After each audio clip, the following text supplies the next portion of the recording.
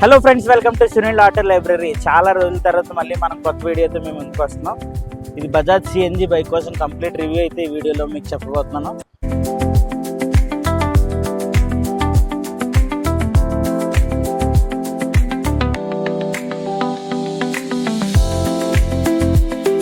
దీంట్లో కొన్ని మైనస్లు ఉన్నాయి, ప్లస్లు ఉన్నాయి.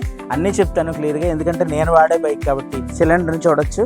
ఇది 18 kg సిలిండర్ అయితే దీంట్లో ఇవ్వడం జరిగింది. దీంట్లో ఉన్న డౌట్ ఏంటంటే పెట్రోల్ లేకపోతే స్టార్ట్ అవుదా అని అడుగుతున్నారు. అంటే సిఎన్జి కాస్ట్ 89 రూపీస్ అయితే ఉంది. So 89 rupees.